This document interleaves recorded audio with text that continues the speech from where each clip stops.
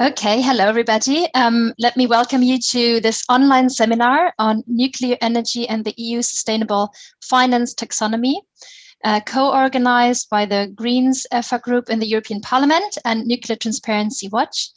I'm Patricia Heidegger. I work with the European Environmental Bureau, Europe's largest network of environmental citizens organizations, and we are one of the founding members of Nuclear Transparency Watch.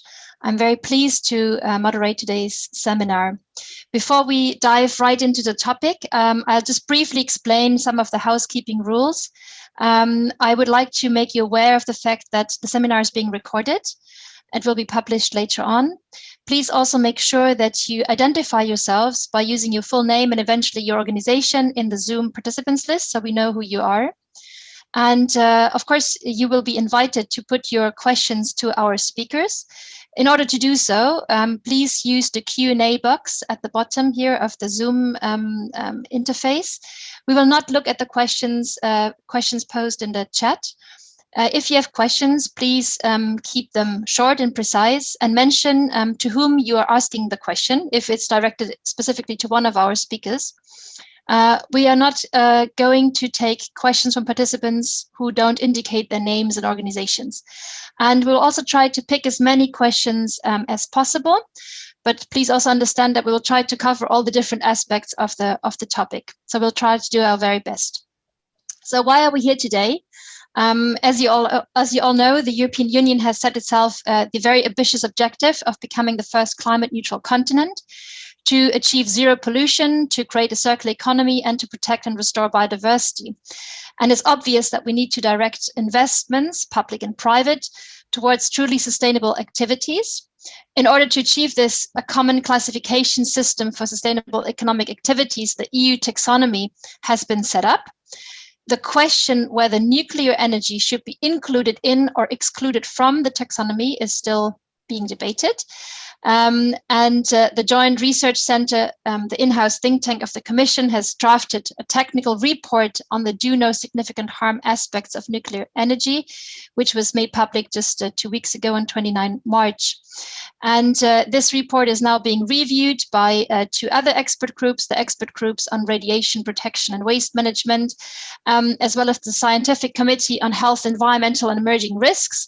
And these 3 reports are then meant to influence the European Commission's decision. So this is what we want to exchange our views about today. How are we going to do that? We will start with a few welcoming remarks from the 2 co-organizers. Then we will move on to our 4 speakers, who will each present us with their point of view on the issue. And then we should have around 40-45 minutes for the discussion, where we will pick up on your questions, and for the speakers to answer the questions and to discuss the 4 presentations. At the end, we will have a member of the European Parliament, Jakob Dalunde, who is going to summarize and conclude the exchange. So let's start with the welcoming remarks. Let me hand over to Nadia Železnik. She's the chairwoman of Nuclear Transparency Watch. She will introduce us to the network and why the issue is so important for you. Over to you, Nadia. Thank you very much, Patricia. Welcome also in the name of Nuclear Transparency Watch. We are the European-wide network that promotes Citizens' Watch on the nuclear safety and transparency. The network was launched in 2013 after a call of members of the EU Parliament. Nuclear Transparency Watch has its main goal to increase safety and transparency in nuclear sector. We have more than 50 organizations and or individuals who are NTW members across the Europe and wider. We regularly organize various events in which we open discussion from civil society point of view, in addition to the experts in the field. Also, in this seminar, we expect to support exchanges in the position of nuclear energy vis-à-vis the taxonomy, which is now under development, and to increase the transparency of decisions which will be taken. Thank you very much, and I pass the word to Jakob, who is also NTW member and co-organizer of the event. Thank you so much, Nadia. And from the Greens in the European Parliament, We are very happy to host this event together with NTW, and all these distinguished panelists will enlighten us with how to handle sustainable finance with the taxonomy and nuclear energy. The taxonomy has the potential to be a true paradigm shift in how we govern sustainable finance in the future, and it's really crucial to handle energy sector with the nuclear power, especially on this. So together with Jutta Paulus, who is my co-organizer from the German Greens, she will join this event later. She's caught up in a very important negotiation right now, but she will join us later and give us her perspectives. Now, back to you, Patricia. Thank you very much, Jakob and Nadia, for the welcoming remarks. So let's start with our experts on the panel today. Our first speaker is Claude Turme. He has not only been a long-standing member of the European Parliament, but he's currently the Minister of Energy in Luxembourg, a member state without nuclear power plants. And Minister, we're very curious to hear your point of view regarding nuclear energy and the taxonomy. The floor is all yours. Thank you very much. Thank you for being able to speak today. So my background is, of course, in energy, but on the other hand, being from Luxembourg, which is a big financial center, I think I will also say some words about the importance of transparency when it comes to ratings and labeling of investment funds, and how this can or should impact the financial world, which is also important to win the climate battle. So at first, I think taxonomy was a great initiative, or is still a great initiative by European Commission. Why? Because it is finally an instrument where not only institutional investors, but also companies, but also private citizens can have a better view of what is a sustainable investment. Can I trust my banker, my manager of my fund, if he invests in that and that is really labeled sustainable? And in that respect, the taxonomy is hugely important. So, for example, in Luxembourg, the financial city of Luxembourg is about 5,000 trillions of euro and dollars flowing through. So it's important that you have a measurement instrument, a transparency instrument to flag where the money goes away from what is damaging to environment, both on climate change, but also other environmental harm, and then going into really sustainable solutions. And just for those who haven't followed the debate, Commission established then an expert group, and that expert group, which was composed of academics, of people from the financial world, experts from different topics, came to the conclusion that what is important to apply as the fundamental for judging if something is sustainable considered or not is the do not harm principle. Because you can, of course, I don't know, you can displace thousands of people, build a hydroelectric dam, and claim that it's climate friendly. But it is not friendly to the citizens. It's not respecting the human rights of the people who lived in that area. You can also start to manipulate basically the sky by sending chemicals and expect that you have some climate change positive results, but this comes with a huge other risk. So it is a do not harm principle. And nuclear, I think, is for two reasons, can never be qualified. The first is the waste issue. And I give you a short personal story. I was visiting MOL, which is the Belgium Nuclear Research Center, probably 25 or 30 years ago. Then we had lunch with the engineers and the experts who were working there. And I had a guy, so in order to socialize, we students were one side and then the experts on the other side. And then I asked the person from the research center, what are you doing? What is your expertise? And he says to me, I'm a linguist. Sorry, what's your expertise? I'm a linguist. Okay, and sorry, but what does a linguist make in a nuclear research center? Yes, but you have to be aware, one of our biggest problems when dealing with nuclear is that we don't know which language people will speak in thousands of years when we still have to care for the waste of nuclear energy. And we have a lot of research. What science should we use for that? And I was not really pro or anti-nuclear before going to that event. But when I came home, I said, look, what's that for technology? You produce at best for 40 years or maybe even 50 years energy. So you would create something positive. And then you create basically a legacy for hundreds of years, if not thousands of years. And nobody knows, we don't even know how to cope with this with languages or science. So I think the waste problem it's absolutely clear. Nuclear has such a waste problem, it's not resolved. So this is clearly harm and do not harm. And the second issue is the risk. I think we have Chernobyl, we have Fukushima, but we have also institutionally, so if nuclear would come without the risk, it would be insured by private companies, insurance companies, but it's not. There is not a single private insurance company which would want to cope to insure the risk of a nuclear reactor. And why that is so, there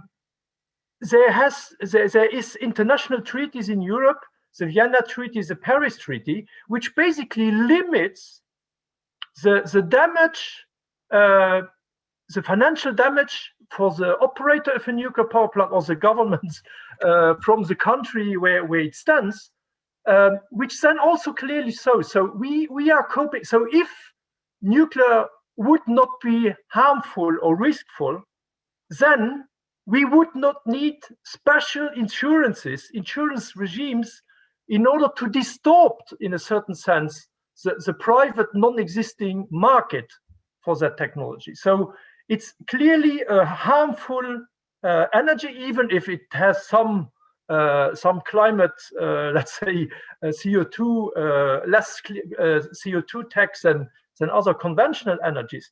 And therefore, if EU Commission would dare to introduce nuclear into the taxonomy, I think then we are clearly in what I would call a labeling fraud.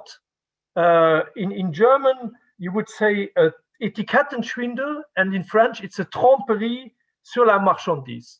So we would wrongly gear money from citizens who would basically have trust in EU and EU Commission, in EU law, and they would be ill-advised and throw their money to something which is clearly unsustainable. So that's, I think, on the content. And then on the method, I think what Commission has done is almost even worse than the methods they have done here is even worse than the content error in a certain sense.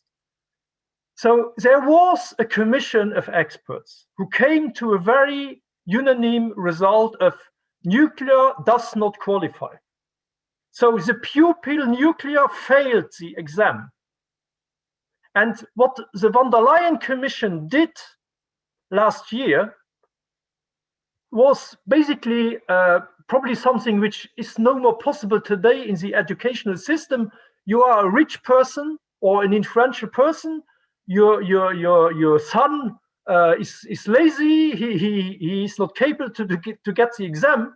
And instead of getting a second chance, which would be fair, you get a special jury composed with people where there is absolutely no risks that your son will fail in the second exam. So we had a transparent system, and now we have a completely biased system because GRC is a pro-nuclear Commission internal organization. And what is showing how at unease even that organization is that they don't even put names on who has written the report. So it's fantastic. We have European Commission with the world's highest transparency and democratic standards, nominating a special commission composed with pro-nuclear people, which then do not even dare to sign the report.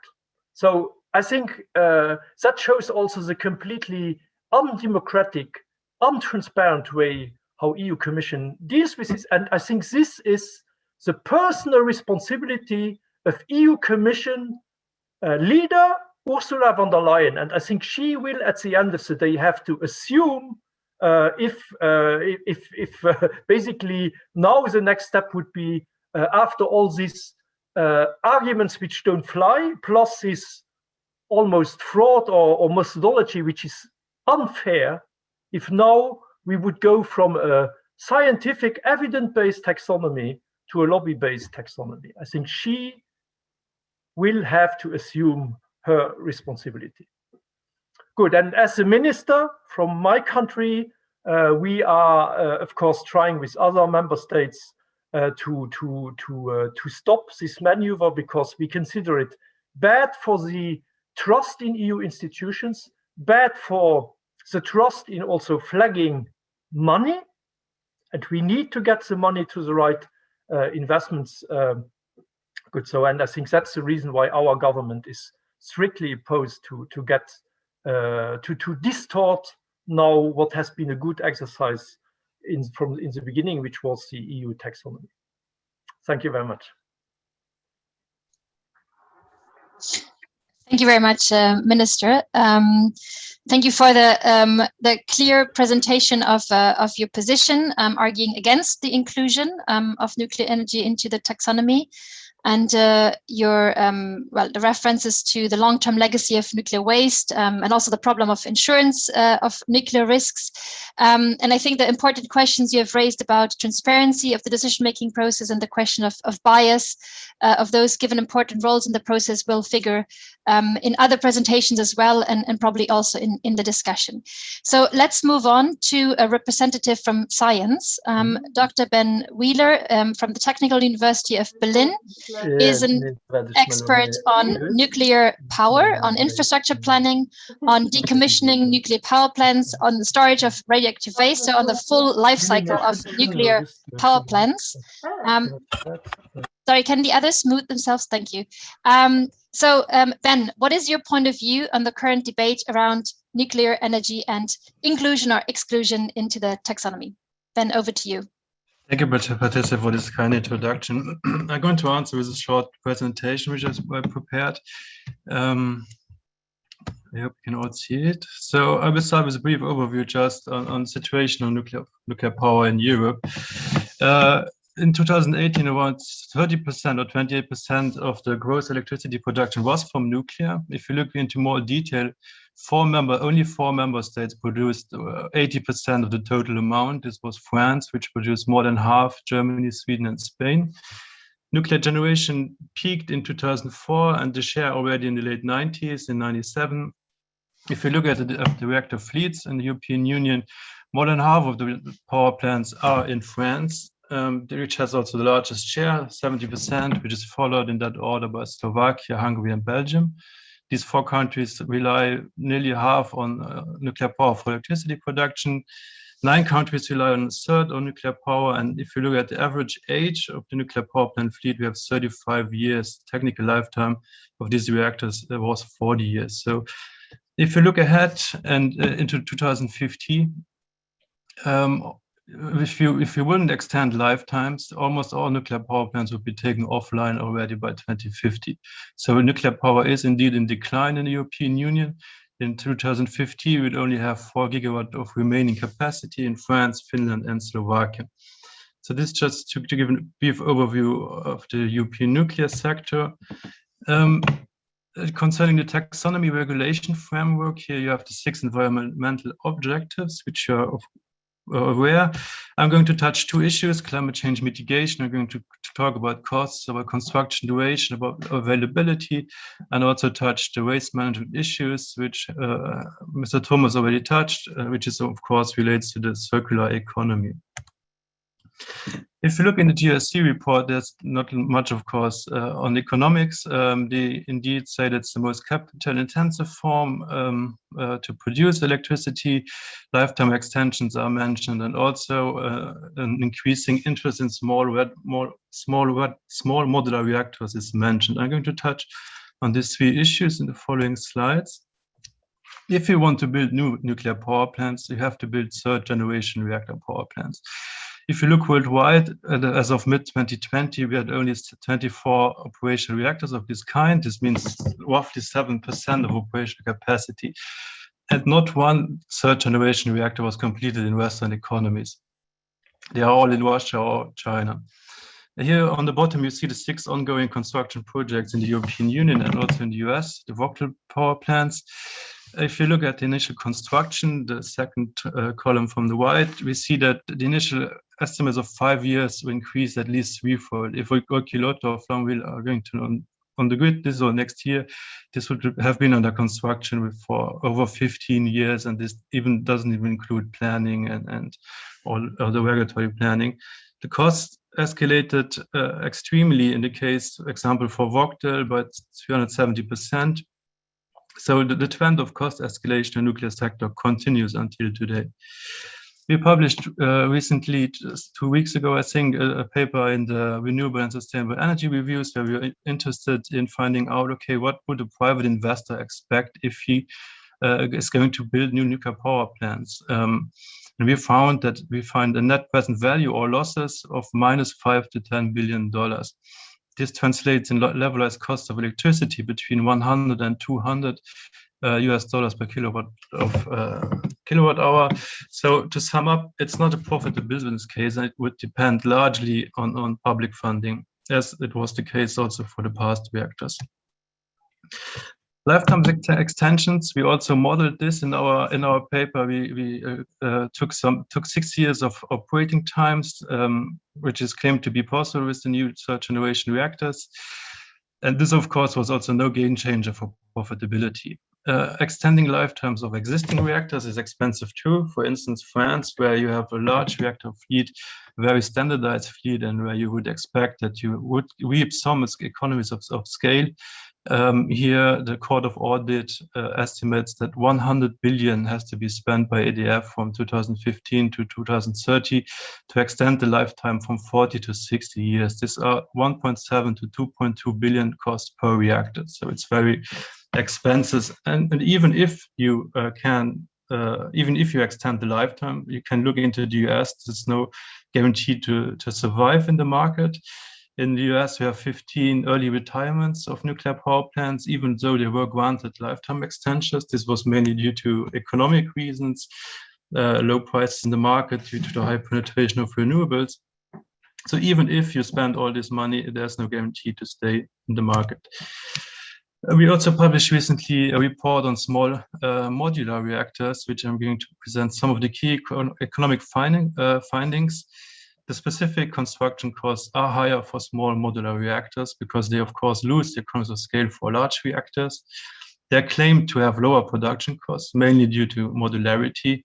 The individual parts can produce modular, or the whole reactor can be industrial, mass-produced. These are, of course, hypotheses. But if we took the scale, the mass, the learning effects from the nuclear sector, and we did a production cost calculation from the point of view from a reactor vendor. And we found that a reactor vendor had to produce around 3,000 small modular reactors to even to make it economic sense to invest this. So thus, we don't expect structural cost disadvantages of small capacity to be compensated by learning or mass effects. Another claim for small modular reactors is the shorter construction times. But if you look at the current plants under construction or operation, they were all, as with the large reactors, we had construction time increases. Another issue which is not often talked about is that if you look at aggregated capacity utilization from nuclear power, it's quite volatile.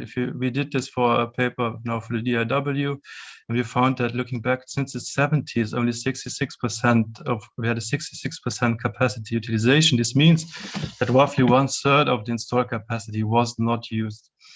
Planned and unplanned outages, these are the main reason for this, and they are increasing, especially due to aging reactors. We have external effects like droughts, warm summers. In France, we have times where a large amount of the reactors cannot produce electricity, and these outages are in fact increasing. Another economic issue, but also an issue for the circular economy, is decommissioning, which has been largely neglected from policy, but also from economic point of view. We did a survey for the World Nuclear Industry Status Report, and we found that only 20 nuclear power plants have been decommissioned worldwide. In the European Union, only Germany has decommissioned 5 reactors. If you look at the cost, it's very expensive. We have low cost in the US for Trojan, but we also have like high costs up to 10,000 euros per kilowatt of installed capacity in Germany. This, of course, the missing experience, the variance of costs leads to underestimations of costs and increases funding risk. There was a recent study by the European Commission on the decommissioning cost estimates of the member states, and they were estimated to be around 123 billion euros just for decommissioning. So this is, of course, another aspect which you have to have in mind when you talk about new constructions.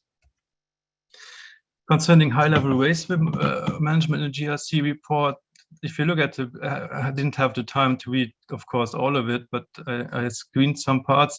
And fast breeder reactors and closed fuel cycles play a very large role. But if you look at the nuclear history, only up until today, only 1/3 of the worldwide spent fuel was indeed reprocessed. Reprocessing is done in some countries still, in France, Netherlands, and Russia, but most countries have abandoned it due to technological issues, but mostly also due to economic issues. France is the last country which has a commercial reprocessing plant, and in the end you still have to store waste for several decades or centuries, petrified waste. Fast breeders have been tried and done in the last 60 years of nuclear history, but they were abandoned. They were not commercially successful. They're even more difficult to operate. France abandoned the Astrid project, so fast breeder reactors are really not an option for closing the fuel cycle. Even if you look at the current small modular concepts, which we did for our report, you see that the most advanced reactor concepts are indeed light water reactors. So you cannot expect something different here in the areas of fuel supply or waste management. The situation in Europe is quite bad concerning high-level waste. If you look worldwide, of course, there's still no disposal facility operational. We did a report in the World Nuclear Waste Report. We did an inventory, and we found that 60,500 tons of fuel are currently stored across Europe, majority in France, Germany, and UK. And the worst part is that it's still stored around 80% or nearly 50,000 tons are stored in wet storage, which is the most difficult and the most dangerous way to store waste.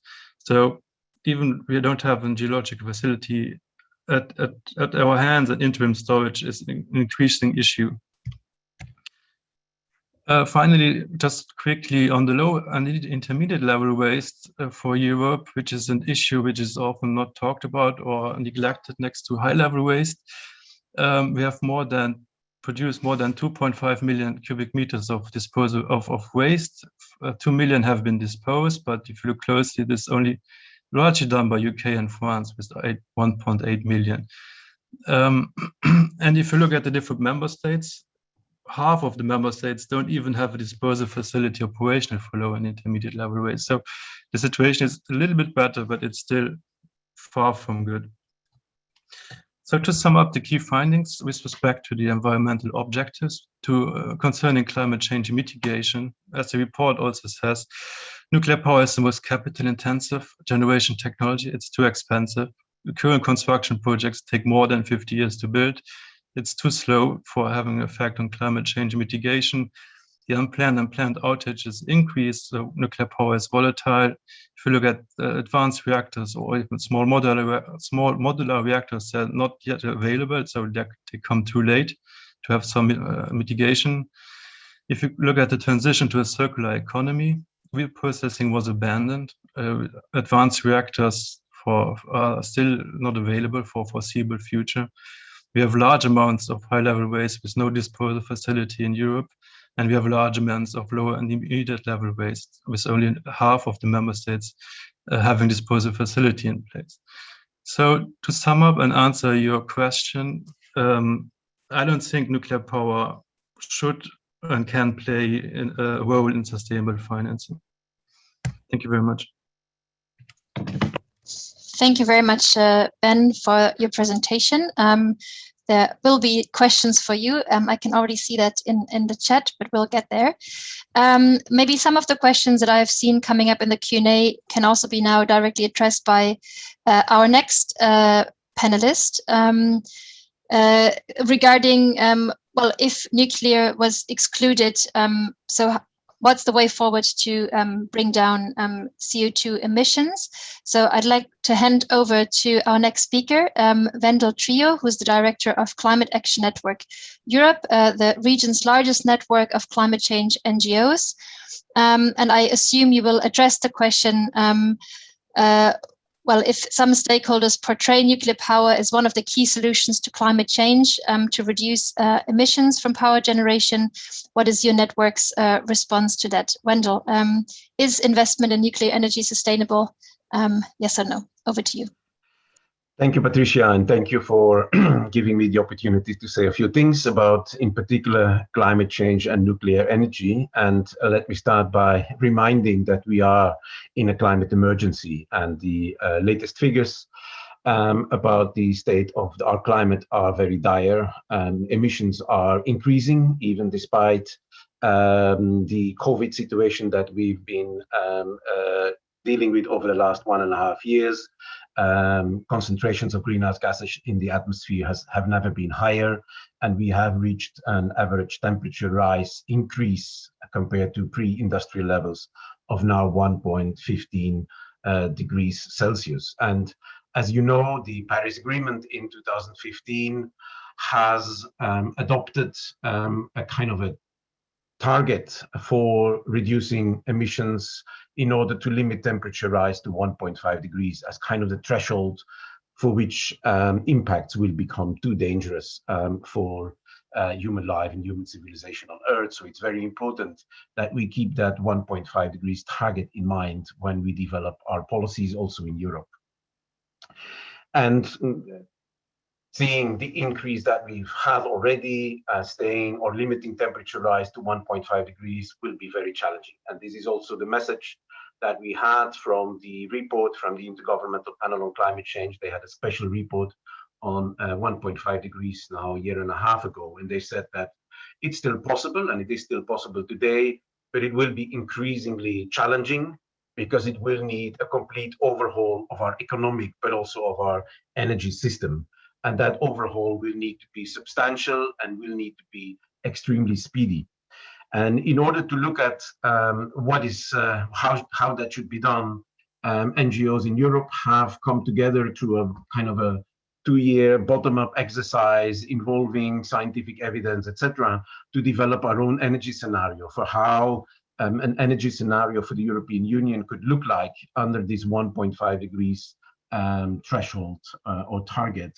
And this is the scenario, it's the so-called Paris Agreement compatible energy system transformation scenario that we developed that kind of clearly identified how we can phase out the use of fossil fuels by 2040 as really as the exercise or action that is needed to do that. And it is possible, and it is possible without or while phasing out nuclear energy in all of the EU member states.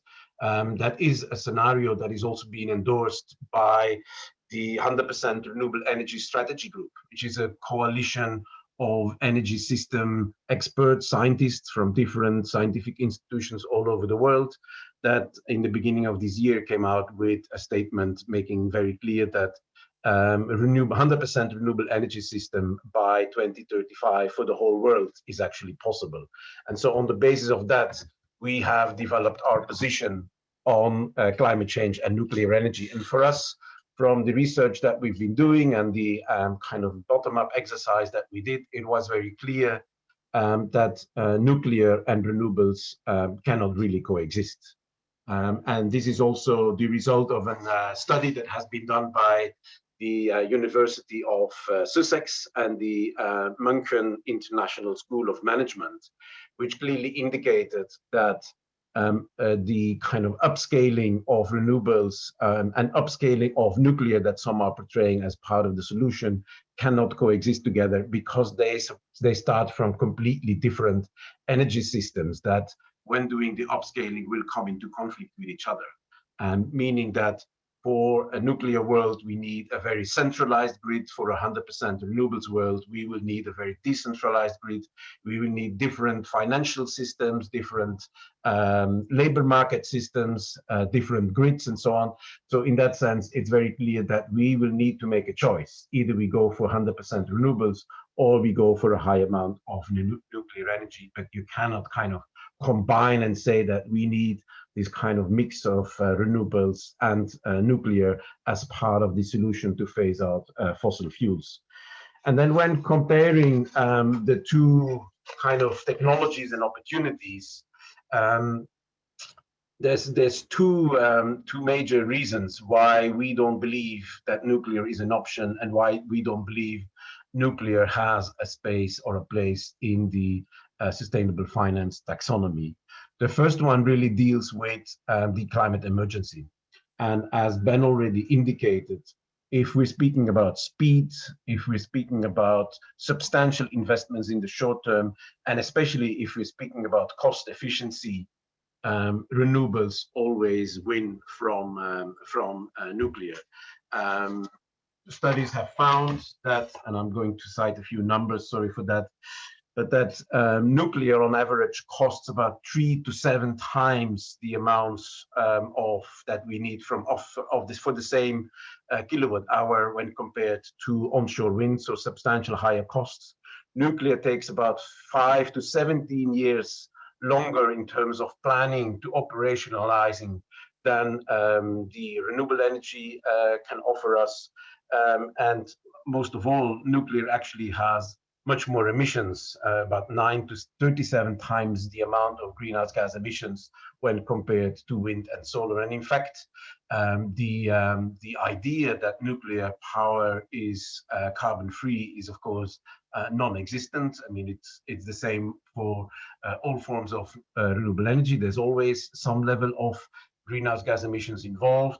But for no nuclear, total amount of greenhouse gas emissions is between 78 to 178 grams of CO2 per kilowatt hour. That is really substantial. It's not low carbon, it's not zero carbon. It is actually also a greenhouse gas emitting technology, and it's important to keep that in mind. But most importantly, as I said, nuclear is neither cost efficiency nor can it be employed in the speed that is needed for us to stay within the 1.5 remit. So that's the kind of first set of arguments. But the second one, and that's already also dealt with by the previous speakers, is the issues of risks to sustainability. I mean, just outside of the climate change debate, it's very clear that nuclear brings a number of risks that are incompatible with the concept of sustainability.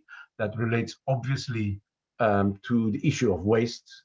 We've been promised for over 50 years that a solution is in sight to deal with nuclear waste, but unfortunately it still isn't. And in most countries, nuclear waste treatment is still in its infant stage, and we don't know how this will happen in the long term. But there's also other issues related to nuclear proliferation, weapons proliferation, and the fact that nuclear material is actually being used for weapons production. And we, of course, are all concerned about what is happening in Iran, but that can be the same for many other countries in the world. And thirdly, there's also an important element of impacts both on human rights but also on human health of uranium mining that needs to be taken into account. Research relatively done about the health situation of over 4,300 uranium miners actually found out that over 10% of them had died of lung cancer. 10%, that is about 60 times the amount that can be expected from smokers. So the chances of lung cancer and in the issue of uranium mining are extremely high and are completely incompatible with what we would call sustainable finance or sustainable taxonomy. Thank you. Thank you very much, Wendell. Very clear positioning that, as you've said, a mix of renewables and nuclear, from your point of view, to phase out fossil fuels is not the right way forward. You've shared a lot of different arguments. Some have already been mentioned by the other speakers: cost efficiency, speed, but also emissions, the risks, waste, where there's also questions in the chat, but also the kind of energy system that we want and the question of compatibility. And thank you also for adding a new point on occupational health and human rights and uranium mining. So we are coming to our last speaker. I'll give the floor to Patricia Lorenz. She's nuclear campaigner with Friends of the Earth Europe. I think you will also be speaking about the question of do we really have solutions for nuclear waste in the long term? But Patricia, you've also in the past criticized the lack of a balanced discussion on nuclear safety and waste. And you have pointed out that some stakeholders had enjoyed privileged access to decision makers. So I'm sure you'll also come back to the question of the decision-making process and the question of transparency here. Patricia, the floor is yours.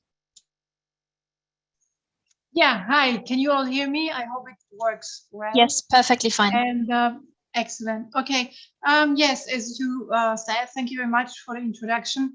I am mainly a campaigner, so I'm certainly not going to repeat all these very valuable facts we heard already. And my thoughts are usually more also towards how can we change it? How can we use these arguments? I mean, there is not much doubt that nuclear is not a valid solution, because then it wouldn't be in this downward spiral. It's been for decades, basically. The question that's, of course, I would like at least to give some ideas where we could go, also for my own thinking. How do we move ahead? And as you said, transparency is, of course, one of the issues. I don't want to repeat the whole process, but of course, it's hard to believe, because the tech report mentioned already, I don't see that they said they don't know. They just concluded, as they said, that they can't, because of the waste issue, they cannot see that nuclear energy would be sustainable. So we have to really understand in what we do in the next few weeks is decisive, and it's a lobbying battle. Since we are, I think, good at it, but of course industry and certain member states just they push their agenda, and we see that they're doing it very well. So I think we have to see where we put arguments which they cannot ignore. So we have to look at the process again, and the process we are now in is the Joint Research Center report, which is actually unbelievable what they produced there. I will show a few examples later. And before, someone said it was made public. No, it was leaked, because the idea was, as we know, it won't be published at all, which is nowadays childish to believe this thing like that is possible. But they tried for it, and of course, as we know, there is no author mentioned. So, and there is two more groups which are doing kind of review. I would not even want to comment on it, because we really don't have an experience with these groups. The important thing I'm saying is that there is two more committees, as we know. They will do some kind of review, and we don't have at all any experience, and not even people who've been working in nuclear for almost ages ever heard of them.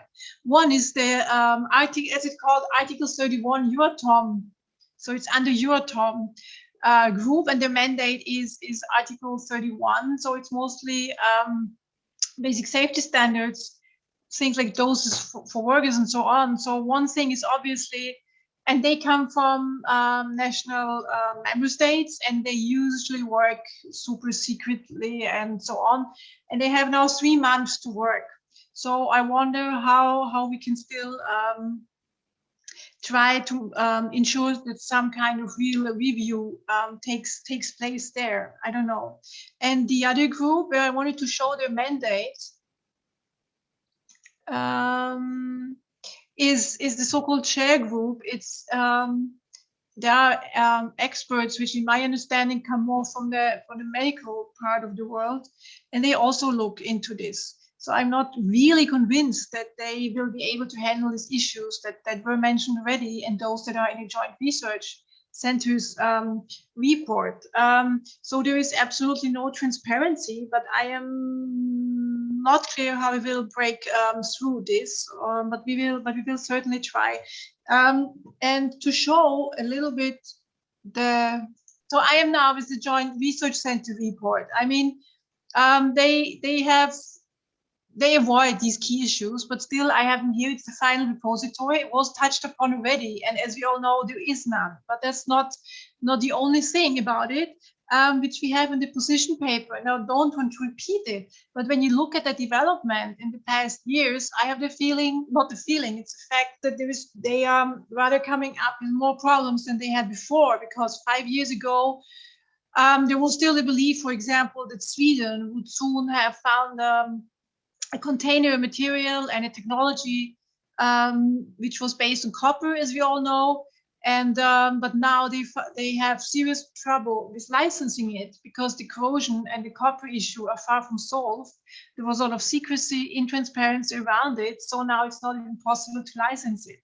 And they of course try to gloss over this fact and pretend there is, as they kept saying also in their report, this, as they always say, there is broad consensus by everyone that geological depositories are the way to go. Yeah, sure, they can agree on this. The problem is the facts just don't work for them. And last year, I also have this in the position paper mentioned, or if someone wants to read on this, the corrosion issue is a topic also for all the other container materials. The interface corrosion is much bigger than was assumed until now. And the Swedish problem is also a problem, of course, for the Finnish repository, which is already under construction. And nuclear industry always tries to point out that this shows that they will soon be licensed. I just don't see this coming up. And the same problem, of course, is also in France with CGO, where they have not copper, but steel and other materials. They're also very much corrosion prone. And as research said last year, you have to completely reconsider it. This corrosion issue changes the whole set. So to sum up, I mean, there is not only the simple fact that the geological sites which they would need are obviously very hard to find. Also, the materials for the containers are far from solved. So all these sentences that are in this Joint Research Center report have to be seen in contrast to reality. And another thing, of course, is nuclear safety. That's the second one. I only try to go to the next slide. It works. I can't read it. As yes, here it is. So they gloss over it. As I said, they make a great spin. Yeah, they say, yeah, it's always these various generation 3 plants, and they're practically only generation 3, and therefore safety increases. I mean, it's really funny when you think about it. As we heard before, there is not a single generation 3 plant working at all. And what, of course, industry is intending is to use the existing generation 2 reactors as long as possible. And on this, of course, they would say at this point, on safety improvement, I like this a lot. 2 is that they are continuously improving safety of operating reactors. And mainly, great sentence is, important safety improvements have probably been made already, most of them. So there's hardly anything to improve anymore. And they mention also including those improvements following the EU nuclear stress tests. We looked into the stress test implementation. For those who don't remember, because it's a while ago, 10 years, Fukushima, already in the days after the disaster, the European Union also said we need to do something, and they made the stress tests. And there, of course, NSREG, so it was a real European exercise, recommendations came out of it, and we looked into 11 reactors 10 years after Fukushima, how much of these implementation of measures was undertaken, and most severe safety issues not, because it's hard to fix these old reactors. So to claim that we're living in a continuous nuclear safety improvement is, of course, completely wrong. And these are the key issues. I think we also have to confront the European Commission and its reviews, and perhaps even the member states, that of course the Joint Research Centre's report is very often at least having a weird spin, not saying the whole truth for sure, and also claiming that, for example, new reactor standards would be used. No, because even the Nuclear Safety Directive is making exceptions, so that not only Generation 3 reactors can be made operational now, but also old ones. We have a very good example in Mochovce 3 and 4. This is a 70s design, and Slovakia is hoping, if it ever works out, to connect it to the grid. So we have absolutely no guarantee for what kind of reactors are really connected to the grid. It's not possible to say they're Generation 3. And to finish this topic off, which is very important, I think, is that the design of these reactors are having severe problems for material reason, as it's welding, but also it seems to be the designs are not necessarily finished. And on top of this, of course, we have the so-called Generation 3 reactors delivered by Russia, Rosatom. Also, there is still design deficiencies to be expected. So this kind of picture here is utterly wrong, and I think we have to follow up this issue. I also tried to look into the mandate of it's loading slowly, I'm sorry for my internet. The share mandate, I think we have to compare the mandates they have is what the Joint Research Center report produced, and make clear to those two committees that are doing the reviews that this report is not to be trusted, and they would have to make their own inquiries. Yeah, so here is the some things were already mentioned. So the life cycle approach is of course very important, and they do no significant harm. Where also we have to keep in mind that, for example, the tritium waters in Japan are, of course, certainly not and do no significant harm to marine environments, which is mentioned in these 6 criteria that they have to answer for. So on the share mandate includes the long-term disposal. So I think it would make sense to work on this and contact these experts on this topic. This is also the Article 19, which is something they have to look into. He already mentioned the copper case earlier. And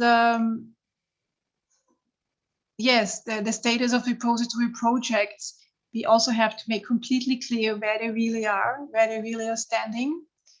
And the outlook also is, of course, we have to keep in mind that what the taxonomy comes up with will be also playing a role for the review of the EIB's energy policy, and the state aid for the environmental protection, and energy state aid. So these things will reflect in it. So I think we really have to focus on this. Thank you. Thank you very much, Patricia. If you can stop sharing your screen. We have heard a lot of different arguments and aspects. So I'm trying to sort the questions in the Q&A box. So thank you for to those who have already put down your questions. I'm trying to also summarize the questions a bit to make sure that we can cover as much as possible. So let's start with one aspect that has received quite some questions in the Q&A box. Patricia, you've just covered the question of potential solutions for nuclear waste quite extensively. You have referred to the problem with the geological depositories and the corrosion problem. So I'll give the question back both to Minister Thurm and maybe also to Ben. So some of our participants have argued that sound solutions have been developed. So given that both of you have made quite clear statements on the issue, maybe you would like to take the opportunity to elaborate a bit on your arguments why the question of nuclear waste is an argument to exclude nuclear energy from the taxonomy. So maybe if we start with the Minister first, Claude, and then over to you, Ben. So I think in today European Union's environmental policy, we are speaking about circular economy, which basically means zero waste. So should I repeat the sentence? We try to build up an economy with zero waste. So houses in wood, which or from steel, which we could reuse, and so on and so on. So, and then we would, and that we qualify basically environmentally sound, and that is basically our yardstick. And then we have an industry who produces a good, so electricity, during, let's say, 40 years, and with a legacy of hundreds or thousands of years of waste. And and I think with all the reprocessing, there is still waste, and it is very dangerous waste. And that fact alone is so obvious that this can never be qualified sustainable. This can never be qualified do not harm. It's so evident. Thank you, Ben. I cannot add much to this. Just to remind people that this mantra of we have sound solutions for the nuclear waste has been there since the dawn of the nuclear age. So the industry has not delivered in 60 years of nuclear power generation. So there is still no geological disposal facility. There are still less than only half of the member states have disposal facilities for low and intermediate level waste. So there's still no solutions. I cannot add more. Thank you, Ben. Yeah, we have some more comments on the issue as well in the Q&A. One participant, Miles, is saying that from Sweden, that there's also, next to the copper corrosion issue in Sweden, there are also site-specific geological risks, such as earthquakes, and the risk of contamination of the Baltic Sea in a coastal location that have to be considered. So thanks for that comment. So, okay, let's move on from the waste problem to other aspects. I have another question for the Minister, Claude Turme. You referred to, well, the question of risk and the question around insurances around nuclear risk. So one of our participants, Gilbert Egamont, is saying that post-Fukushima, there has been a promise on a directive on nuclear insurance. Well, and the question of, there has been this promise, and whether this would be a way forward to address the do no harm principle in the taxonomy. So I think so at first, so we are in a free capitalistic economy. Where so the general principle is the polluter pays principle, and the one who owns and runs the business is himself insuring the risk. So I think that's the basic principle. Good. So if the nuclear industry lobby arguments would be right, that there is almost no risk and for nobody, then I think the first issue is, why don't we find a single private insurance company ready to insure the risk? So I think that's and this shows. So and come on, there are insurances for everything in the world. So insurance companies can be extremely creative, but apparently they all insurance companies in the world have come to the conclusion nuclear is a risk which cannot be insured because it is just causing too much damage. So the only good, and then you can of course discuss. And then in order to have a system to cover or to make as if the risk would be covered, in the 70s and 80s were created these international treaties, the Paris and the Vienna Treaty.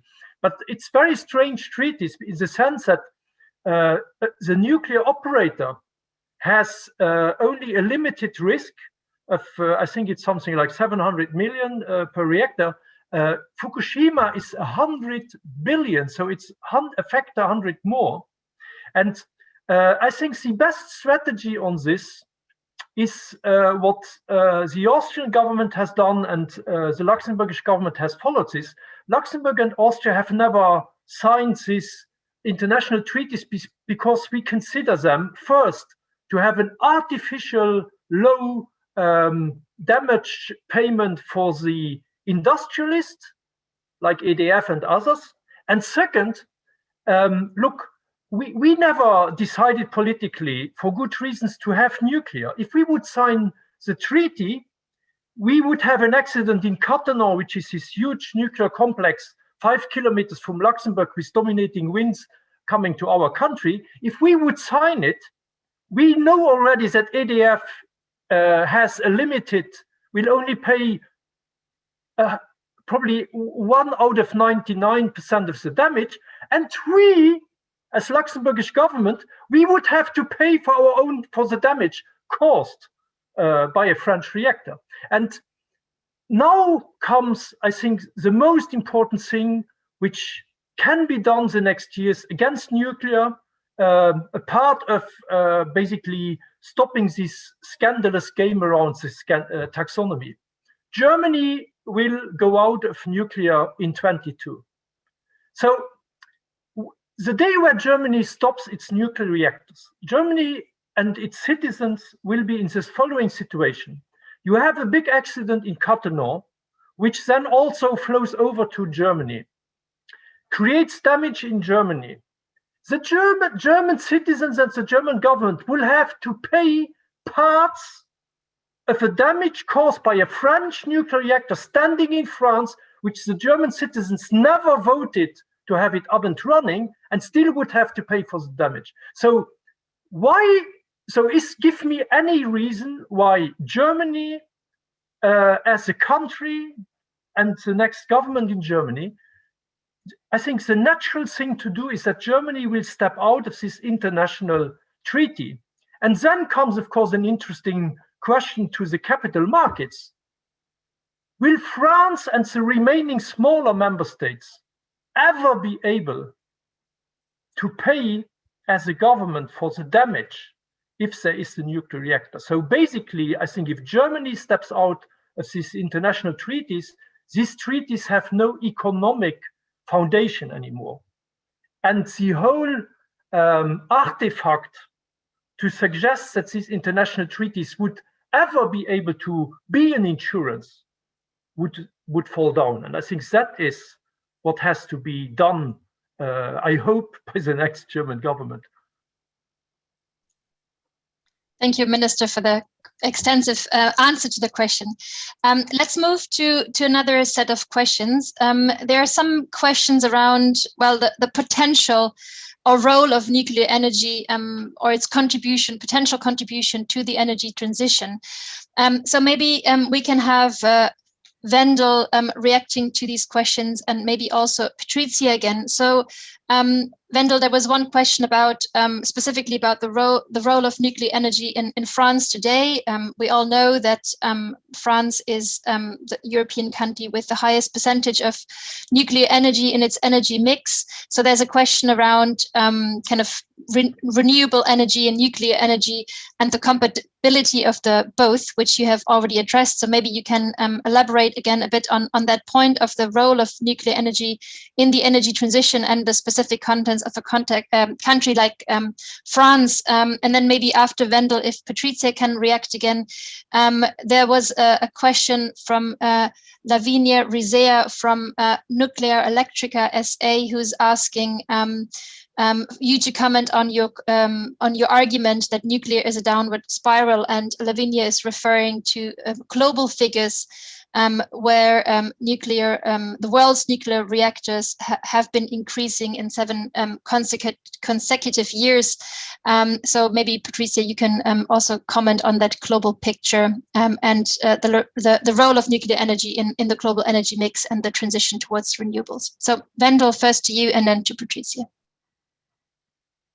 Thank you. On the specific question referring to the example of France, I think it's very important that when we speak about EU policy, we cannot just look at the example of France, in the sense that France is very different from the rest of Europe. And when we speak about the energy transition in Europe, we're actually speaking from a current situation where nuclear is about 20% of the energy production and not 70% as in France. And that if we really want to phase out fossil fuels in a rapid scale, we need a rapid acceleration of the alternatives. And that there, as I said, and as I hope nobody contests, given the examples of Olkiluoto, etc., that there is no way that nuclear can scale up rapidly, that we need to look at very large systems of renewable energy, and they are incompatible with the current grid system that we have. The grid system is a highway grid that doesn't really look at kind of the smaller streets and so on, and we need a grid that looks at the smaller streets, that looks at how can we kind of distribute energy in limited regions and so on. That's what renewables really need, and just the investment needed into both is impossible. I mean, it is already impossible to have the investments in one of those. So it's really clear that if we want to upscale renewables, we need to invest in the energy system that is based on a renewable system. And there was another question that I quickly wanted to address, which is about raw materials, etc. In our scenario, I didn't, of course, elaborate all the details of the scenario, but it is based on a lot of scientific work that kind of highlights both the need of extreme efficiency in terms of energy use, but also extreme efficiency in terms of resource use. And both of that are based to a number of scenarios, such as the work done by material economics, kind of identifying how kind of we can make this change even with a limited and still feasible pressure on raw materials. So that's important, and the same goes for space requirements. I mean, we in our scenario have or foresee around 160 gigawatts of offshore wind, which of course is an issue of concern, but that kind of would need around 4% of the European seas. So even with such a huge increase of renewables, the impact on land or sea use can be limited, but of course it needs to be done in the right way, with the right spatial planning measures, etc., etc. And if all of those conditionalities can be ensured, 100% renewable energy scenario can be compatible with a scenario that is very strong on protecting biodiversity. Thanks, Wendel. Thank you also for directly answering the second question, which I would have asked you to answer. So thank you for that. Patricia, over to you. Yeah, just quickly to add how I see the role of nuclear in the energy transition, meaning, of course, to CO2-free. As was said earlier, of course, CO2-free is not correct to use for nuclear, obviously, because uranium there's a lot of energy needed, of course, to mine and mill and prepare uranium into the pellets. And while there is a big discussion, of course, how much energy and the CO2 this costs, it's obvious the situation cannot improve because the best uranium ore is already used. and the less ore, the more energy you need to get this out. But this is only one remark. I only want to quickly on this whole topic of the role and the downward spiral say, in the European Union, the last reactor which was connected to the grid was in 2007. So this is very a while ago. And when we look into the future, which would mean to make a difference at all, we would need to build these 1,000 reactors, was calculated once.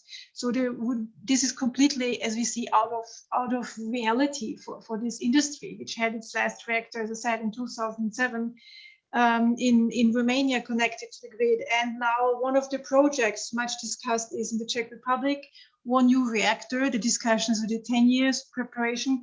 And the nuclear regulator said, very clearly, there will be 10 more years of only preparing it and 10 more years of building it if everything goes well, which usually is not the case with nuclear. So this is 20 years to connect those, if possible, 1,200 megawatt to the grid. So I think this is obvious that this cannot, the energy which cannot deliver, the costs are enormous. This was already discussed earlier. So it's much too slow and much too late to make any difference, of course, for climate protection.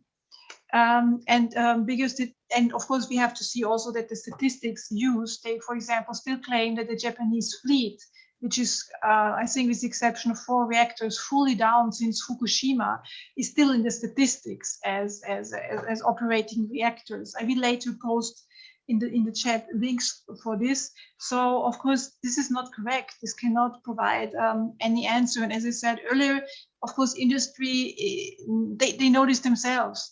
But what they're fighting for is to keep, of course, the existing fleet they have, these very old reactors, and to make sure that they get enough support and possibility to keep them running. They know there is hardly a way to contribute anything. Thank you, Patricia. I think there was also another reaction from the minister. Claude, did you want to take the floor again? Yes, just on France, because it's my neighboring country and I follow this quite closely. So the first thing is that France has a study showing that France can go 100% renewable. And in this study, any imports from other countries have not been considered at all.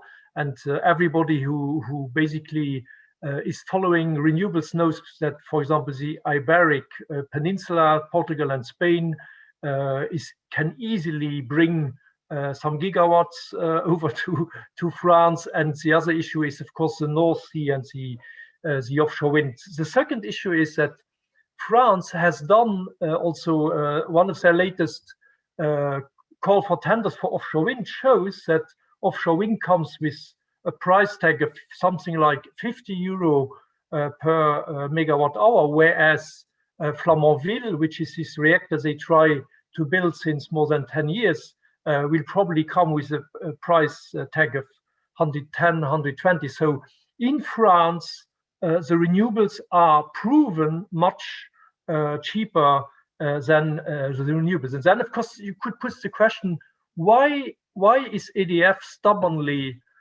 following this nuclear story? And I have my personal opinion. The very reason is that EDF is almost a bankrupt company because it has accumulated so much debt. And this is even not considering all the money they need for dismantling the reactors. That the only way for the broader public not to discover this huge hole in their accounts is to every day suggest that they would build new nuclear reactors, so that the public attention goes to another place. And the reality, and why is that real, or just to show how real this is the desperate try of the French government to get another 100 millions, if not billions, state aid regime agreed for EDF.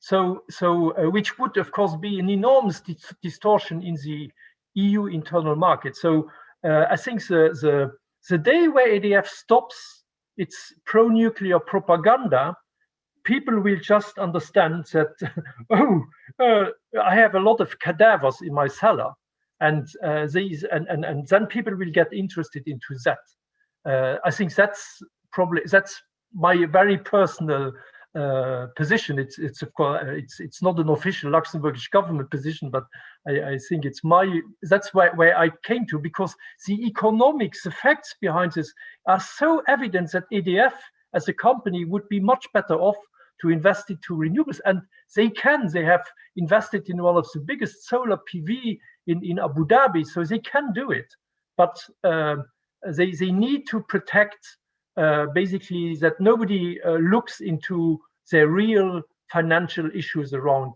their nuclear legacy. Yes, Patrizia, you had a comment on this before? Yes, yes, thank you. Just quickly, because there were cadavers in the cellar, another cadaver, mainly when we go back to discussing taxonomy, is of course not only the technical issue of the final repositories. If there happen to be repositories, no one knows what they cost. We only know that even the estimates keep going up. There is a very nice numbers. So it's not possible to claim that something is sustainable and has to be recommended for the future when we just know absolutely nothing. So also to come back to this liability, yes, these things would have to be discussed and put into numbers if anyone wants to seriously discuss this. Thank you, Patrizia. Looking at the questions, my suggestion is I have two more questions which are more, let's say, about the broader picture, and then there are more questions which more relate to the decision-making process we're in at the moment, and the role of the GRC report, etc. So I suggest that we take two more questions which are broader, and then we move to okay, what's ahead of us now around this decision-making process. So there is one more question which kind of ties into the different scenarios that you've been talking about, the different scenarios for the energy mix scenarios and the role of renewables, the role of nuclear, etc. So there's one more question that I would like eventually Ben, I mean, it's been asked to Ben, but maybe also Wendel would again like to comment on that one.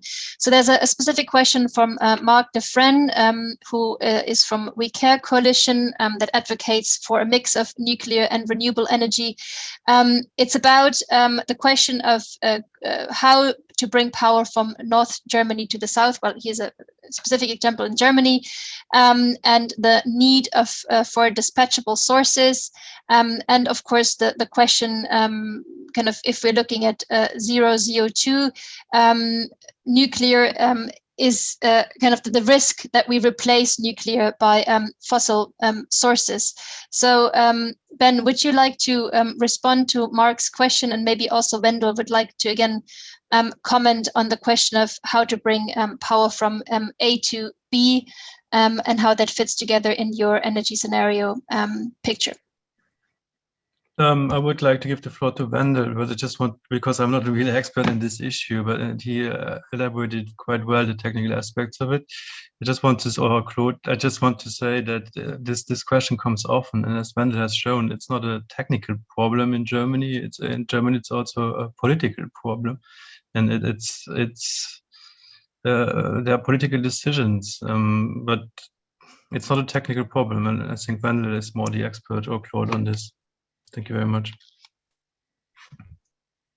Thank you for that. I wouldn't consider myself the expert, but anyway, I think, again, a very important element here is the issue of decentralized energy production, and that's where renewable energy obviously has a lot of advantages of actually reducing the need for large-scale transport of electricity across countries or within countries. It's very clear that we have a problem in Germany at the moment because the connection between North and South Germany is almost non-existent, and it goes through different countries, including Belgium, Luxembourg, etc. there is definitely a need for grid connection between the north and south of Germany. I think that is clear, but we can strongly reduce that need and keep it within sustainable limits by increasing the concept of producing energy as much as possible there where it will be consumed. And that is really the biggest advantage of renewable energy, that it is way more easy to kind of identify the right sites of where that will be happening, as that is less possible with nuclear, which obviously has a lot of problems with choosing both sites where it would be happening, but also is an extremely centralized concept. Thanks, Wendell. Yeah, so I think thanks for the question. The answer is the problem is solved because Germany has decided to build some large-scale direct current cables from the north, so from the Baltic Sea down to where the industry is in Germany, to Baden-Württemberg and Bavaria, and then on the other side from the North Sea to the Ruhrgebiet. So these projects have been decided, and they are now in the detailed planning phase, and they will be built and they will be in place in the next 3-4 years. So this problem, which is often talked about, basically it's a bit surprising that we talk so much about a problem which has already de facto a solution, and the issue of renewables and being variable and flexibility. Look, I hope that everybody understands that we are in the age of computers. We are no more in the Stone Age of grid. So we have supercomputers, we will have artificial intelligence. So it is the technical preconditions to run a system with hundreds of thousands of local prosumers, wind turbines with offshore wind in remote places. I think all the technology is there. And the amazing thing is when I hear a nuclear lobbyist saying we have to combine nuclear with renewables because of system efficiency, I think this is ultimate system nonsense, because the only thing which you need with renewables would be something which would react rapidly, so that you could turn from 0 to 100 in 3 or 4 minutes, or in an hour. I don't know if you understand what is a nuclear reactor. A nuclear reactor cannot be switched on and off quickly. So, and Randall mentioned it in this study from Sussex and others. The nuclear is so rigid in a very flexible system that it would be even counterproductive, and it would drive up costs higher if we would keep big centralized nuclear in the system, or it would even be more counterproductive to build new. So and anybody who digs a bit deeper into variable renewables and then the flexibility, the grid, how you combine this, will understand it. Nuclear is the technology which is least compatible with the new power system in which we will be, not only in Europe, but everywhere in the world. Thank you, Claude. So there was one more interesting question, which is more about the big picture, which is maybe interesting for all of you to answer. It's from Mirek Prokeš. I understand he's from Friends of Nature in Czech Republic. So Mirek is saying that all what has been done so far does not take into account the completely different social economic conditions in Eastern Europe, even in those countries without nuclear reactors. So he's asking, is this too much of a Western-oriented discourse? Who would like to comment on that question?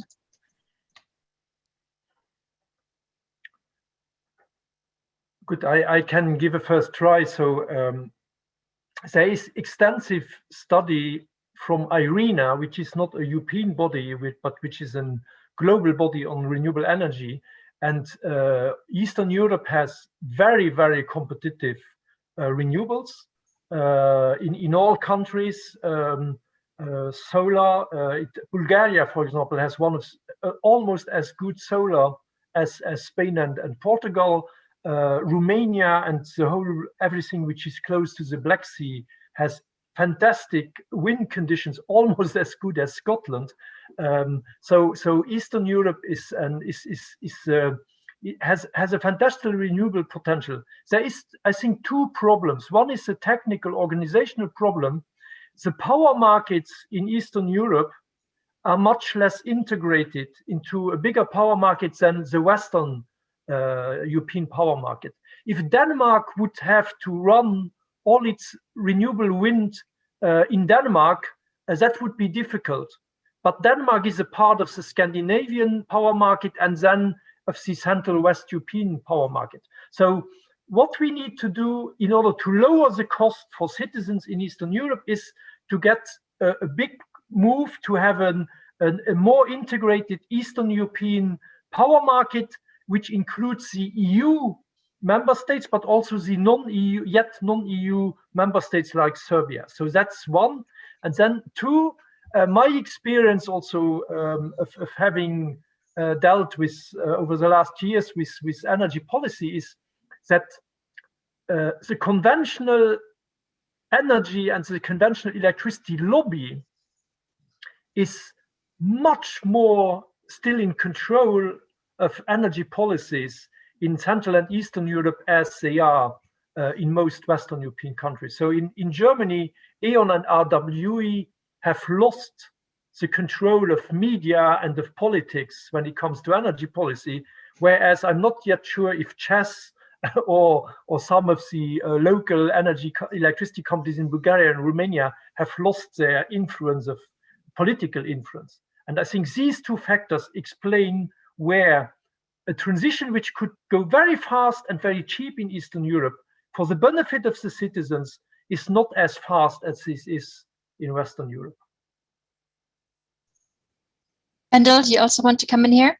Yeah, I mean, I think that some of the main arguments that have been raised actually apply as well to Eastern Europe as they apply to Western Europe. One of them being cost efficiency. I think actually I cannot imagine why cost efficiency would not be an issue in Eastern Europe. I would actually think it would definitely be an issue because access to finance is even more challenging in that area of Europe. So I think from that perspective, that decisions are made in Eastern Europe to kind of put forward those technologies that are cheapest would be most logical. Secondly, I also think that the speed of the need for speed of the transition is an important element also in Eastern Europe, as we are seeing that there is a huge need for investments in the energy system at this moment in Eastern Europe. And if we really want to ensure that those investments are made with a long-term future perspective, then those would need to go into renewables, because that is really the technology of the future.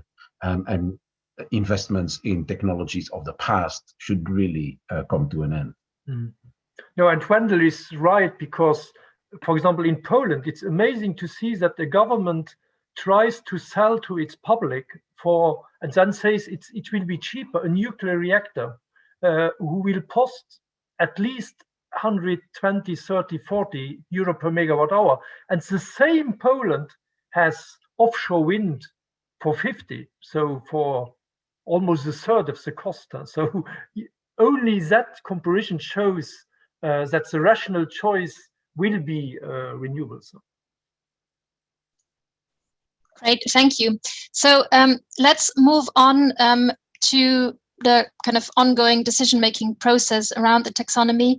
And well, I guess we wanted to talk a little bit more about the findings of the GRC report, which all of you have referred to. So there's this quote, which I guess all of you have seen, where the report says, the analyses did not reveal any science-based evidence that nuclear energy does more harm to human health or to the environment than other electricity production technologies already included in the taxonomy as activities supporting climate change mitigation. So I guess all of what you've been saying so far in a way refers to that quote. There's one participant, Christiana from Nuclear Regulatory Independence Campaign, who has also asked you to comment on that very specific quote. So maybe the question we can start with is that maybe you may want to comment on, well, the methodology used behind the GRC report. Do you think that these findings are final, or can they be challenged? There's also one more question from a participant, from Gunther Wippel, who I think refers to what Wendel has mentioned earlier on around the human rights and occupational health questions around uranium mining and the knowledge we have about that. If we know these things, he asks, how then can the GRC report arrive at the evaluation that nuclear is green? And he found that a lot of the findings were based rather on hypotheses rather than existing solutions. So maybe if we can do a round of comments around the findings of the GRC report and how you relate to them, and what you think is the way forward with this report, and whether you plan on challenging it. So maybe we can start with Patricia. Yeah. To come on. Hi. Yes. Yeah. Quickly, I think I started actually on this issue, and it's exactly how do we get those things that are not in the report into the discussion. As I said, I admire the spin that the report is using, and I just these facts as they're concerning also safety. The question is how do we get into a real discussion? I mean, this is a pure political question. As I said, we will try and contact the experts in these committees to point out that this report is not to be trusted.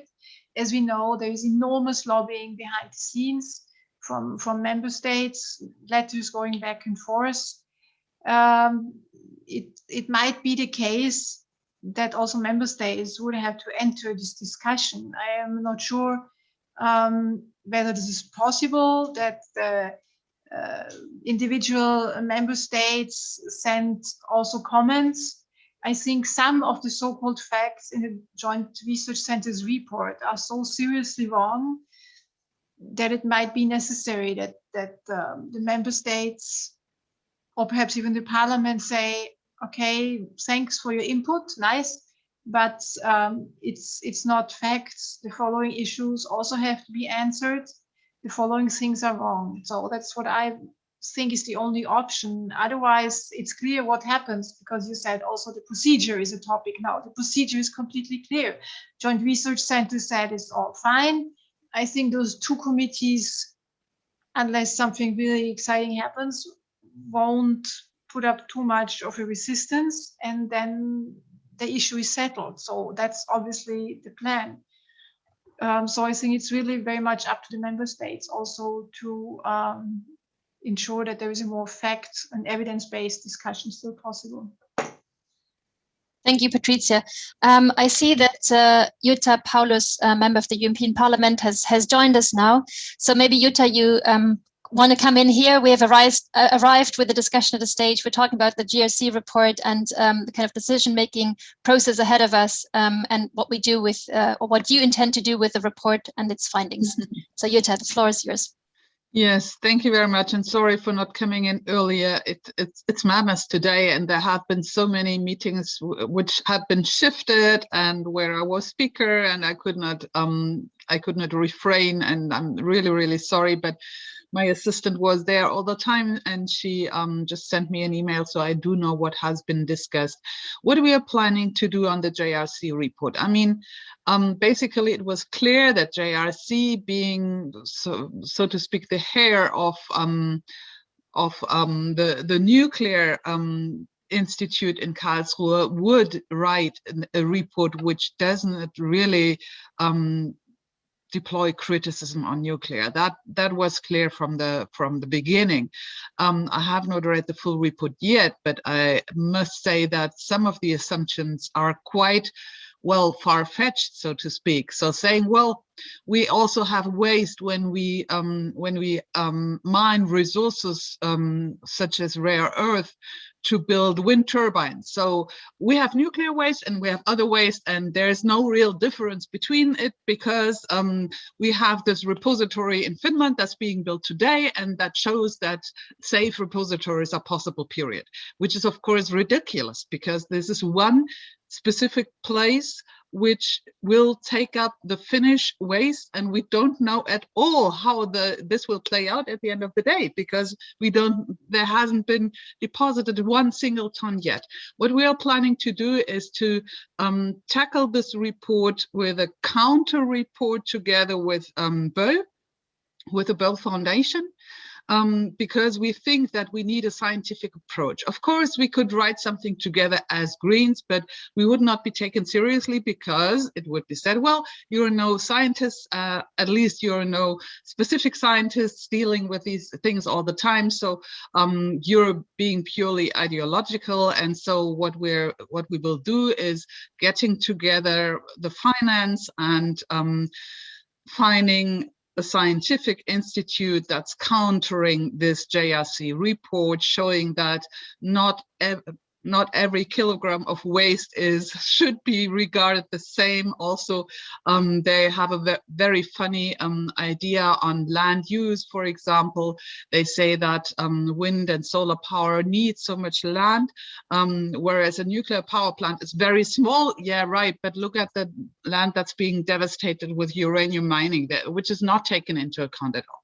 So they have a very biased view, and we need a scientific view that goes against this, just showing that we should not rely on the view of JRC only. Of course, I don't know whether the Commission will be ready to take up an alternative view, because they say, well, the JRC is our agency, so to speak. And of course, we will rely on our scientists, but at least we have an argument. We have an argument then in our hands to say, well, this is not the only way one could view this, and one could have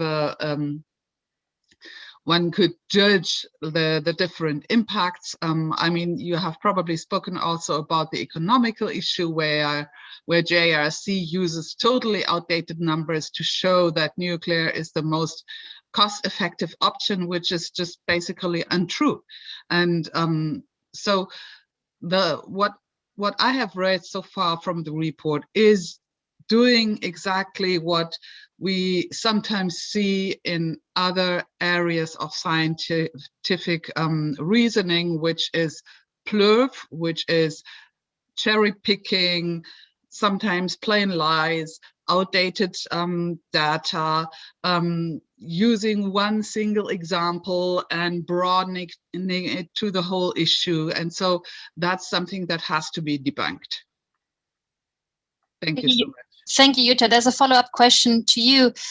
You mentioned the idea of encountering this report with your own report, but there's also a question whether the European Parliament could not launch an investigation or any kind of action regarding potential conflict of interest in the GRC. What do you say to that question?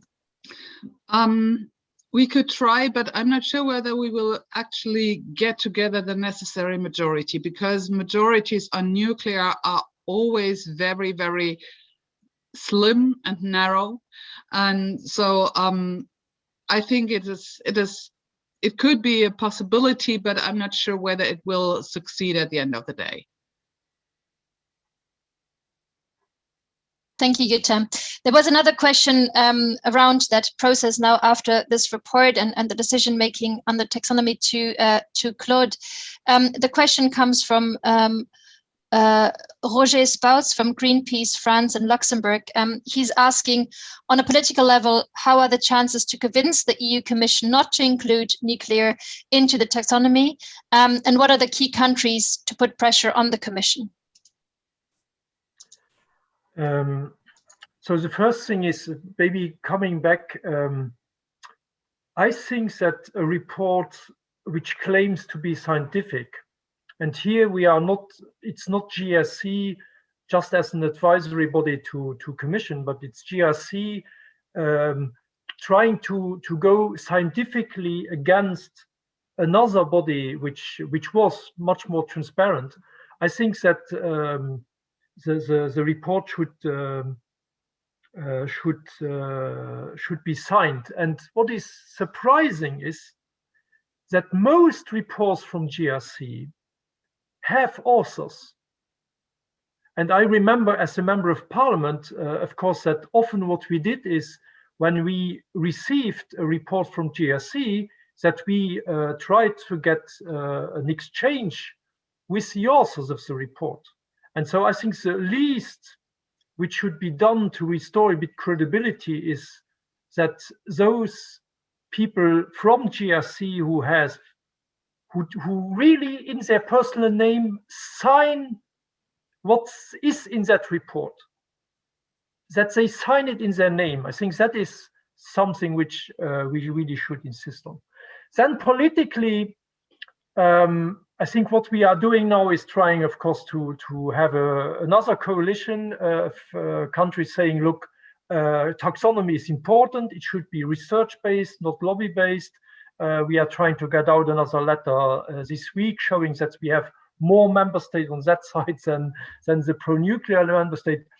At the end of the day, I think, look, in all governments, you have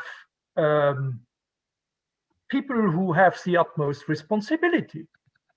If something goes wrong in my ministry, at the end of the day, I have to stand up and to say, look,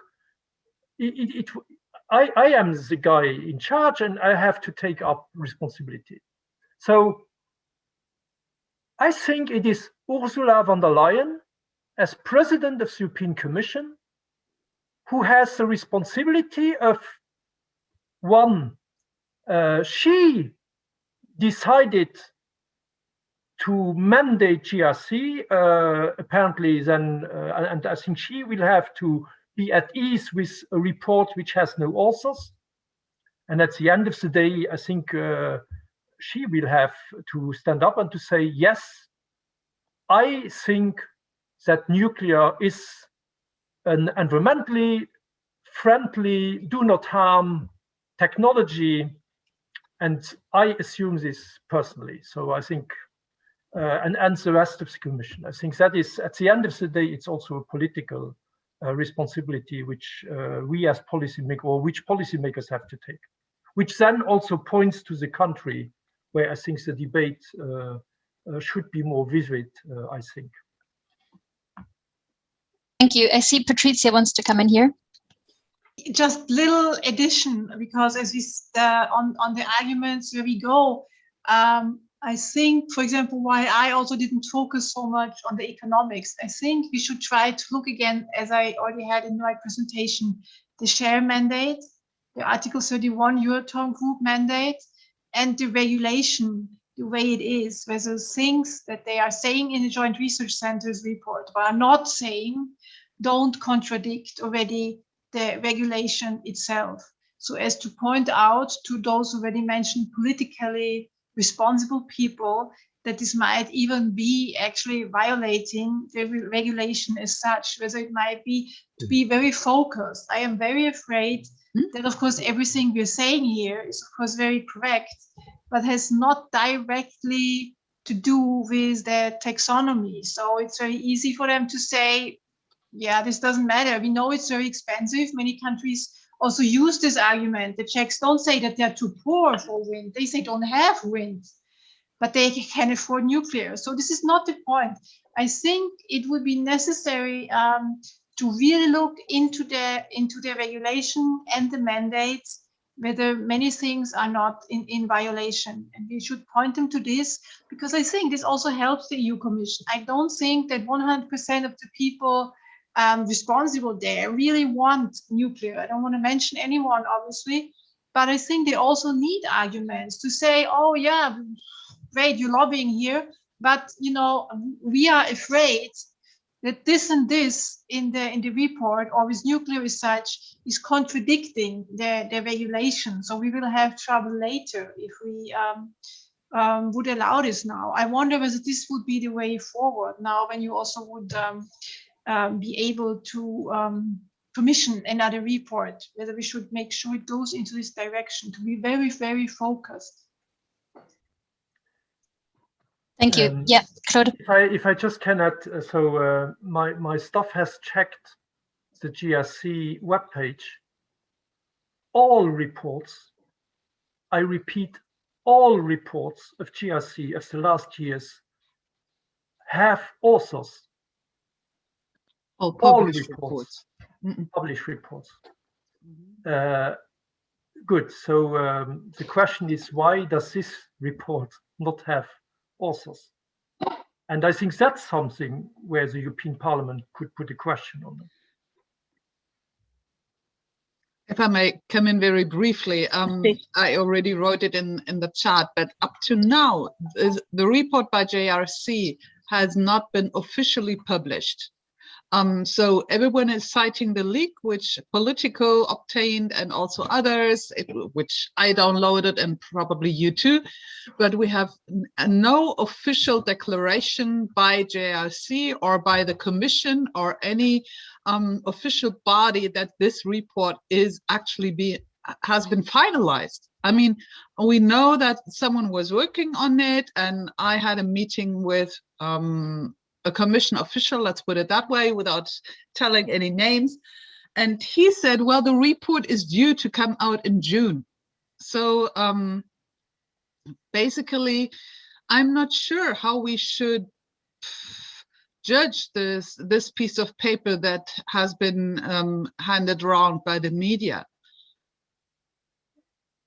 Good, but that is then, I think, a relevant question to Commission. I think Commission cannot even open the formal procedure of the two other committees giving then an opinion on this paper, which we don't even know if it is a real paper. So I think Commission must then finally decide if that is an official paper, and then we need authors. Yeah, and the last, sorry, exactly, of course. I understood it goes through these reviews and then it's finalized, but no one knows, of course. But then all the other things, the tech, I think we had minimum 2 consultations. The question is, why is this not open for consultation? And we really have to say the European Commission took it very seriously. Yes, we were asked twice, the public, the independent experts, and this is now not going through any consultation. I think this is also, so to speak, simply not fair. Yeah, and this leads us to one of the final questions. I mean, we've touched upon the question about the transparency of the process so far, and the kind of transparency that you would envisage for the steps ahead. So maybe the panelists would like to comment on the question of transparency in the process ahead of us. Mm-hmm. Who wants to go first? Jutta. Well, of course, that's a good question. I mean, the transparency in the whole process is pretty deplorable, because we know that there has been a huge amount of lobbying, not only by the nuclear industry, of course, but also by the gas industry. And with, of course, the aim to get their business into the taxonomy. And I also think that the taxonomy was somewhat diverted from its original intention. So by saying, okay, if we are not in the taxonomy, we're doomed there. And that's the stance that they have been taking. And due to the pandemic, one of the reasons, at least, that is because hardly anyone is in Brussels at the moment from the parliamentarians. This has gone pretty much unnoticed from the public, and we don't even know how many lobbyists have been meeting with Commission and not only with the commissioners themselves, but also with the employees. And of course, we will inquire and we will demand to have a list of the meetings they have been having with the lobbyists. But I think that is something that has to be put into the limelight before we agree to any delegated act, just to find out where is, so to speak, the legislative footprint of the lobby in these delegated acts. And we should make sure that we know every meeting that has been taken place in the Berlaymont. Thanks. Thanks, Judem. Claude, on the issue of transparency. I think this is deliberately an intransparent procedure organized by the Ursula von der Leyen Commission. Look, taxonomy was about giving an easy to understand, clear signal to where are the investments which are really sustainable. And waste, I think it's, if somebody produces waste for thousands of years, dangerous waste, can this ever be sustainable? If somebody doesn't find any private insurer, then there seems to be a problem with risk. And I think these two elements alone, I think, are such an overwhelming evidence that this technology cannot be qualified under the do no harm principle. And you need extraordinary energy and tricks which are unimaginable to then try to bring this into this do not harm target. Huh? That's why Commission has to be probably to spend enormous amount of energy to organize this highly intransparent game, because it's a game which from the evidence is evident. Thank you very much. So there's one last question from the Q&A which I would like us to address before we probably have to come to a wrap-up and a conclusion on our discussion. So one of the panelists has already mentioned kind of the link to the discussion about nuclear energy in the taxonomy and the question of gas in the picture. So maybe Wendel and maybe also you, Ben, from the perspective of a scientist looking into these large-scale infrastructure investments, do you want to comment on the question that has been put forward here, that the taxonomy is not only under attack from the kind of nuclear energy lobby, but also from the fossil gas lobby, and whether you see any overlaps in these two attempts? Well, of course, we can confirm that both lobbies are very active in trying to influence the taxonomy in a way that also indicates the importance of the instrument, that people feel that it's important to get their business case inside of it.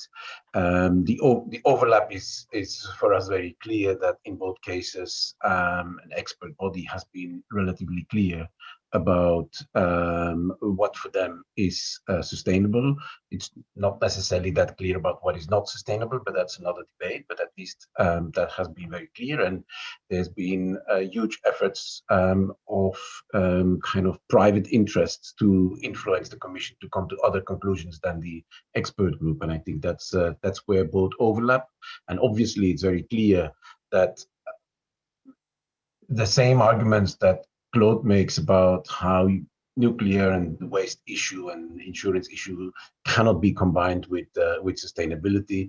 From the same debate goes that from a Paris Agreement perspective, it is unimaginable that you can call any kind of fossil fuel as sustainable.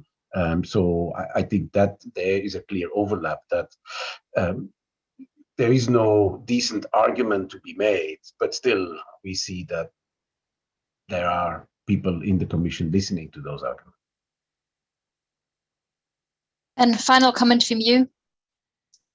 I can just confirm this. Yeah, of course, there's an overlap. The fossil and nuclear complex are, of course, fighting against this.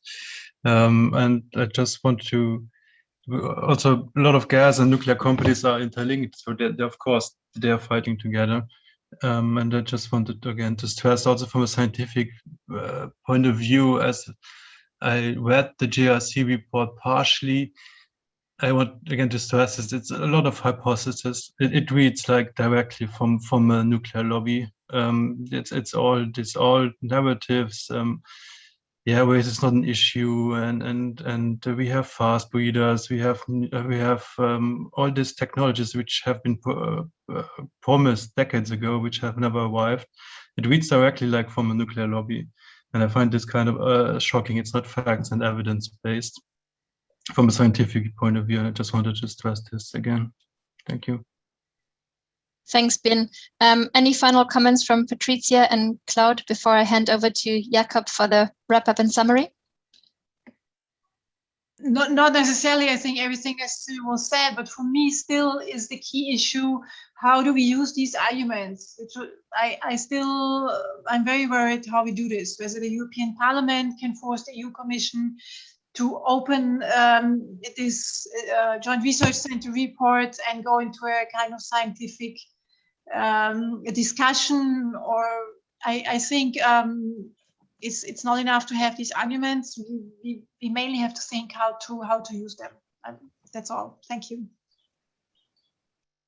Thank you, Patricia. Claude, final comments?